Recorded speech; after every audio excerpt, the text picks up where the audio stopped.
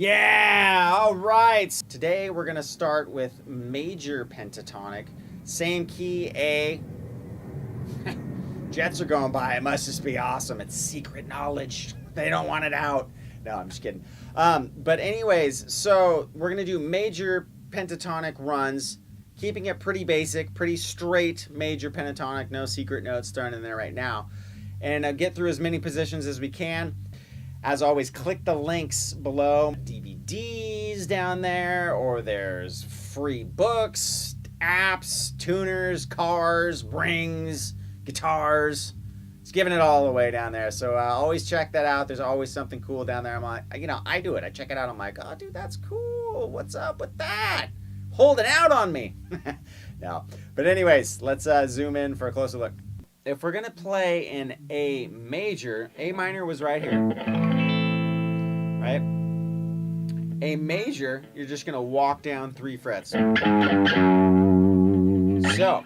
you could think of it as F sharp minor position, right? If you're locked into that minor thinking brain like I was for so long, I'm like, oh, that's not A major, that's F sharp minor, right? Or whatever. So, what we're going to do is you basically, I think of it like this, you almost invert the riffs. So, as we might resolve an A minor like this, right?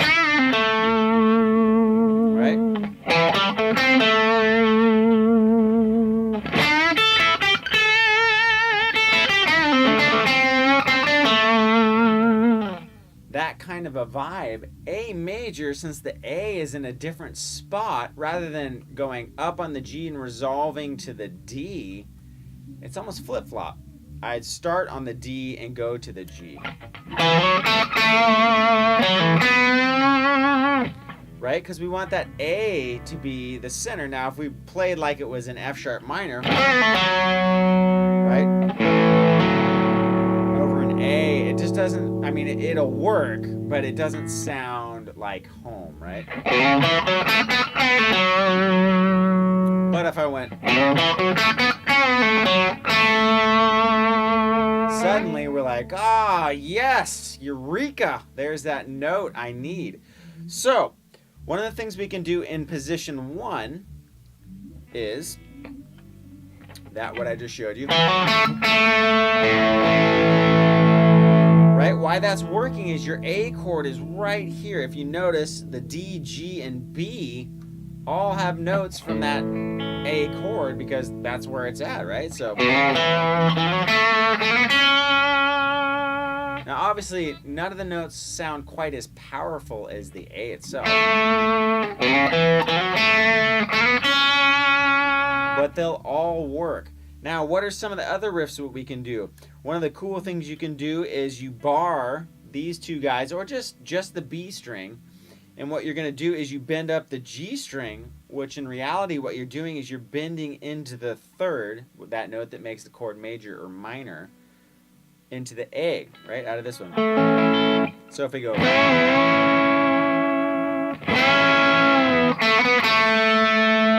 come back to that A, not only have we hit the major 3rd, but we've also come back and resolve to our A, which is awesome. Now, another cool thing about position 1 is it lends itself to open strings. Right? So what I did right there is I just did a simple pattern going backwards. So I went 4, 2, open on the G. And then I go up to the D 4th fret, and then I'm going to pull off. And back to open G. 2 open.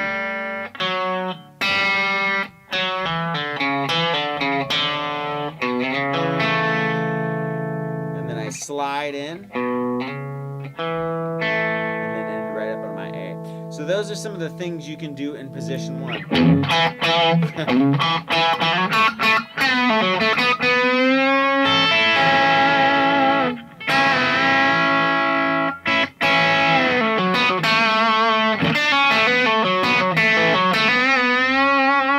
Right? So that third's another good note to land on because it's a really powerful note in a chord. Now, that other thing I did was I went down and I pulled the note from the major scale, which is the 3rd fret here on the B string.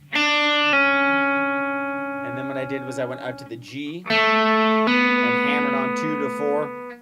So I went back to that 2nd fret B. And then went down to the D after I pulled off G 4 to 2. So I got. And I'm going to do the same thing.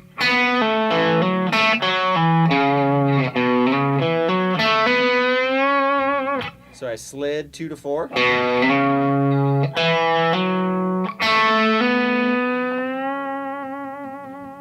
And there. Now the second position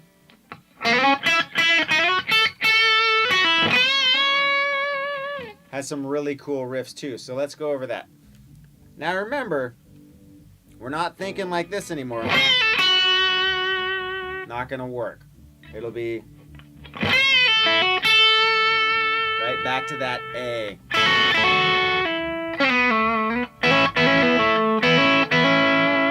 Right, this is where all that Hendrix stuff really starts to come in, and this is why I recommend, if you want to start learning how to play major pentatonic, learn Hendrix tunes. Learn Axis Bold as Love, learn Little Wing, learn Wind Cries Mary, any of that really kind of R&B, Isley Brothers, you know, kind of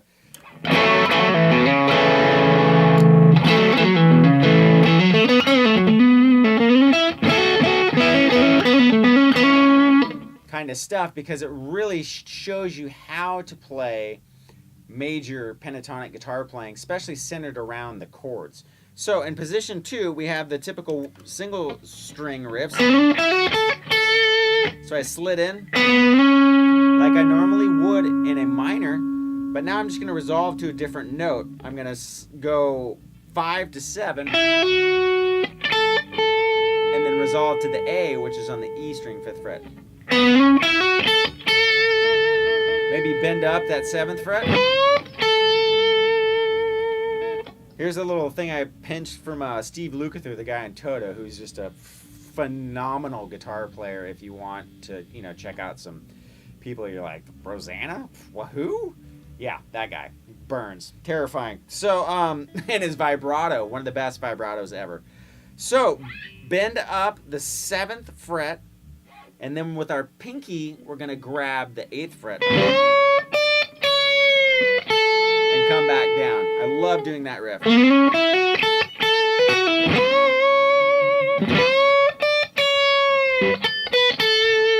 So you bend up, and while it's up to pitch, and then come back down.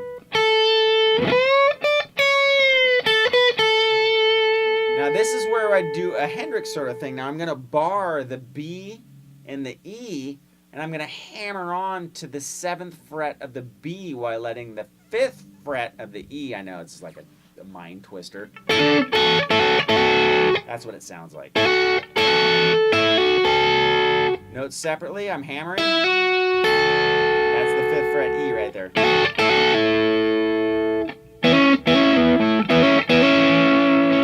Right, and what we're doing is that same thing we did with that bend. We're hammering onto the 3rd of the A. I'll use my pinky to grab the root note there.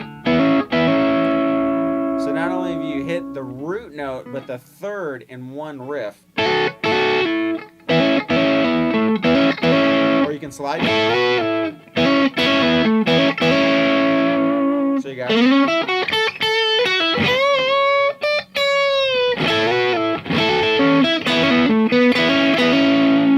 Right, and I just strung all those separate little riffs together.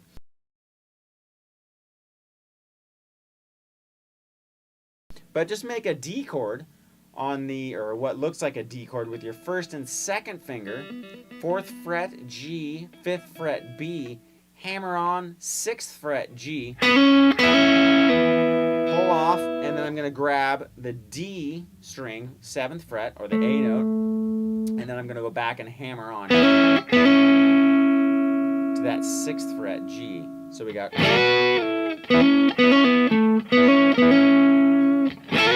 Or...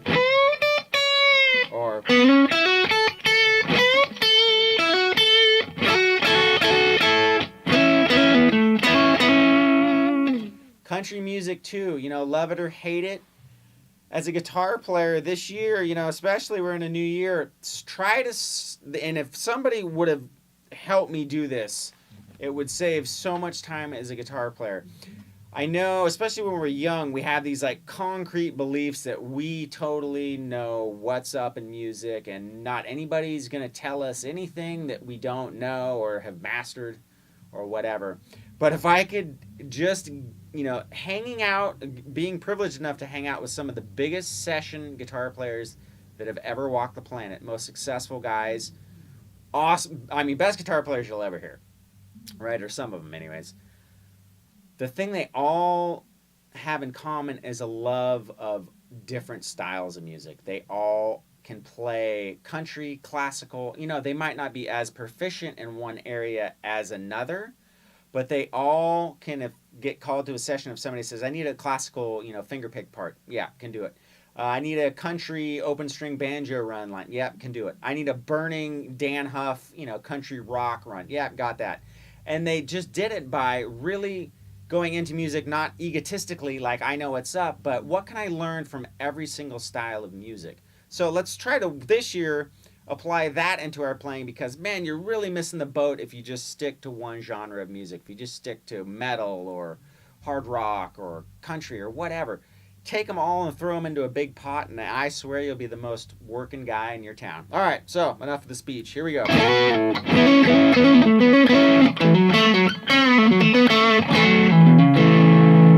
Right, now that's that same thing, same riff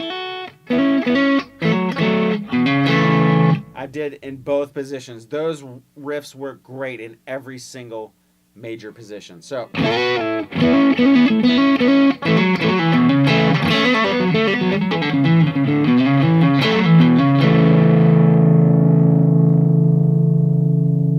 give that a shot. That's position 1 and 2 together. All right, so I gotta admit, position 3 is not my bag in major, although I do use it kind of the same way I use position 3 in minor. I do a lot of the lower string riffs kind of stuff in it. Now, in position 3 also, I'll pull more from not only the pentatonic scale, but actually the major scale. Right, and I'll pull right.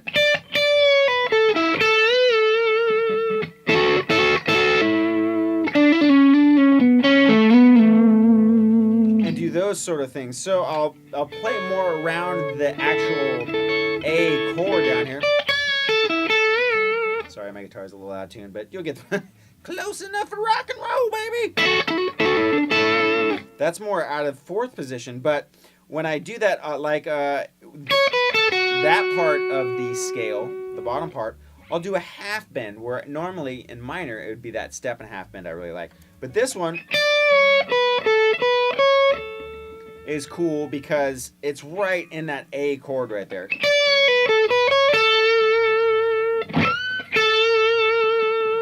Now,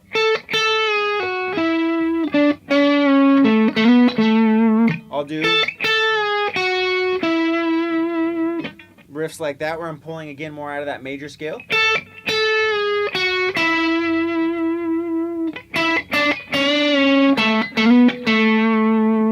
So maybe a run like.